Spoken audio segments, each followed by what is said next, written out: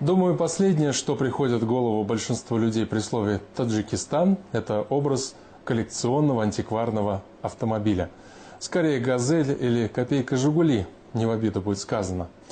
Но не создавайте себе стереотипы. Они на то и созданы, чтобы их ломать. В республике много настоящих ценителей, фанатов ретро-автомобилей.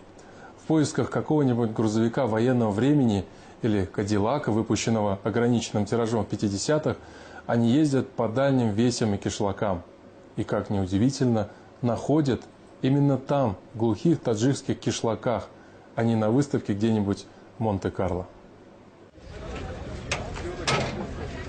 Не все вещи с годами дешевеют. На этом поле таджикские коллекционеры выставили старые автомобили. Они имеют свою цену, историю и личную характеристику. Это первая такая выставка для Таджикистана. Выставку «Авторетро Душанбе» приурочили ко дню рождения столицы. Местные коллекционеры выставили 80 автомобилей 1931-1970-х годов выпуска. 20 лет тому назад. Самого старого железного коня пригнал Рахимджон Назаров из города Вахдак. Старые коллекционные машины – главная страсть братьев Назаровых. Здесь они представили 10 ретро-мобилей, а всего их в семье 25. Временно я мотор чему дагимча. «Опель Адмирал» – старейший и самый дорогой автомобиль в стране. Особая гордость Назаровых. На сборку и ремонт Рахимджон потратил почти 20 лет жизни. Но какие-то запчасти не может найти до сих пор. Для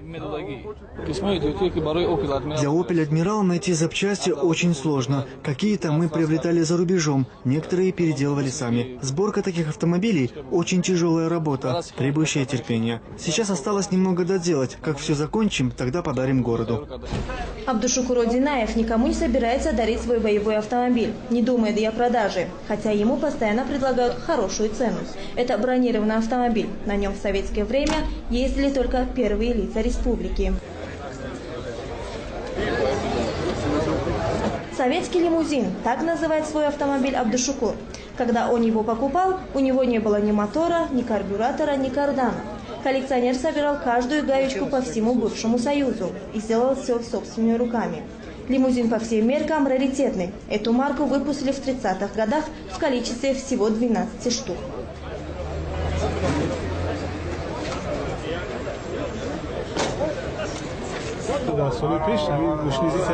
В прежние годы такие марки ЗИЛ-301 изготавливались только для правительственных лиц. Когда они выходили из эксплуатации, то их читировали и сдавали на металлолом. Я не знаю, как эта машина уцелела. К счастью, она попала ко мне. Такие машины выпускались по спецзаказу. Вот этих лимузинов было всего 12.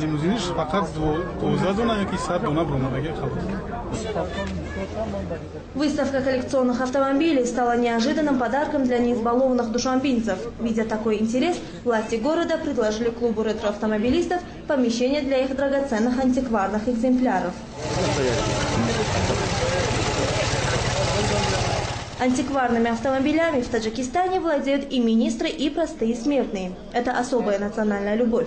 Попавшие на выставку, иностранные экспаты не скрывали удивления, что в такой небогатой стране есть такие авто и такое сообщество коллекционеров-фанатиков.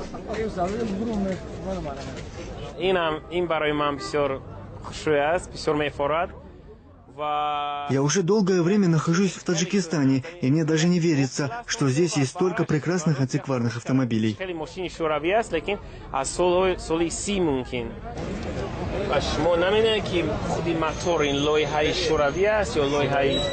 Англичанин Дэвид Харпер в Душанбе впервые увидел модель старой европейской машины. Это знаменитый «Опель», который делали на заказ для первых лиц государств.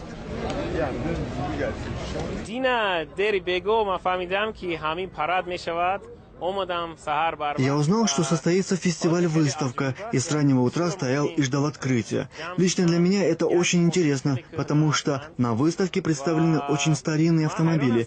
Я, честно говоря, удивлен, что такие машины попали в Душанбе, и как они хорошо сохранились. Некоторые из них так шикарно отремонтированы, что, глядя на них, вспоминаешь былые времена.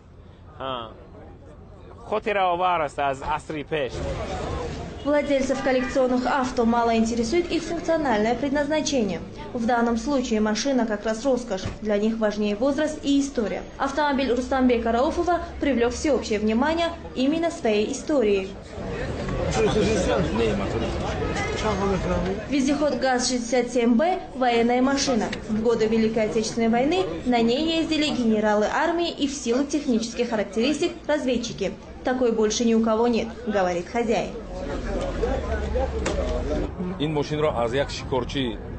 Этот автомобиль 1941 года производства. Я купил его у русского мужчины, дяди Саши из Шахритовского района. Машина была в ветхом состоянии. Я покрасил ее в заводской цвет, а запчасти купил за границей. На ремонт ушло 3 года. Над ним 1 год и 6 месяцев работали 3 мастера, а потом еще 3 мастера около 1 года и 8 месяцев. Я готов потратить столько средств, сколько потребуется для полного ремонта, потому что на таком ездили только генералы. После войны каждой советской республики раздавали по одной такой машине, и тогда на них разъезжали чиновники. Владельцы хвастаются, что их автомобили могут стоить и $100 000 и больше. Но специалисты говорят, что пока это все же хобби для избранных. Вот и на первой выставке «Авторетро Душанбе» ни одной сделки не заключили. Люди предпочитали фотографироваться на фоне красивых машин и заглянуть внутрь. Но вот про цены никто не спрашивал.